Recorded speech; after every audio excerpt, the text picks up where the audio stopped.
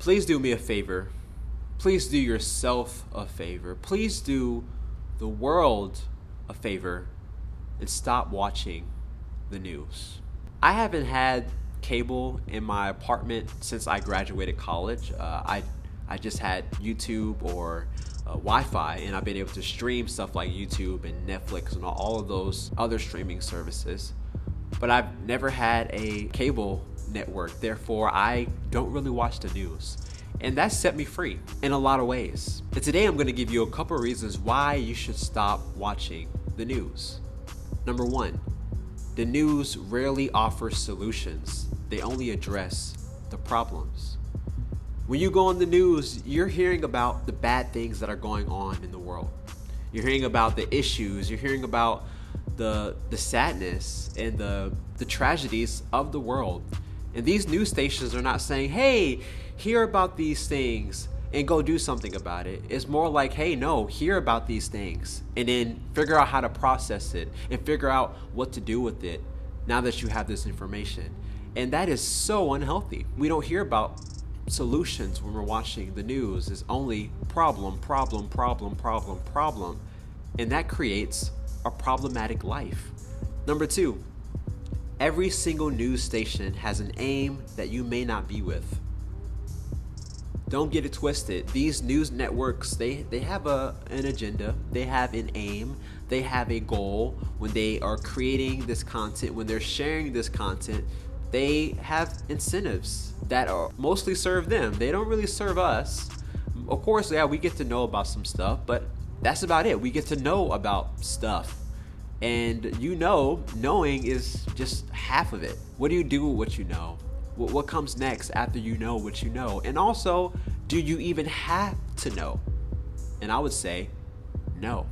Number three, the world is not as bad as the news wants you to think. Don't get me wrong, there's a lot of things going on in our world, in our country, that is not right. That should not be happening. But they're happening. And they always will. And also, that's not all that's happening. Now, if you're watching the news all day and you're just consuming that, you would think that that's all that's happening.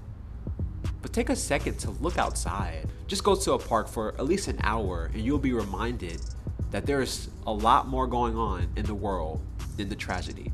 The tragedy is a minority. I would even say, this might be very, very bold of me to say, I would say the tragedy probably makes up 20% of what's going on in our world today.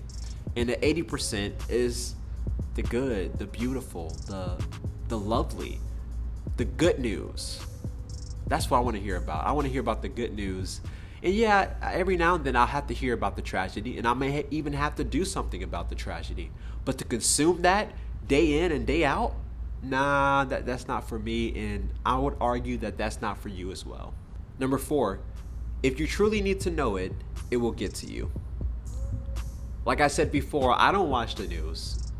For a while, I was getting my news from YouTube Trending, but YouTube Trending doesn't really even post news anymore, so I just get my news from word of mouth. My wife tells me, someone at the church tells me, my parents tell me, my mentor tells me, and that's how I find out. And everything they tell me, I'm just like, okay, there's not much I can do about it. I just know the information, and I think I even prefer that because I'm getting the second hand of it. I'm not watching what they're trying to present to me, but I'm hearing from the people that I love and that I trust and that care about me. And if they care enough to share it with me, it might be something that I need to listen to or just think about. And that's how I've been getting my news. And I'm fine.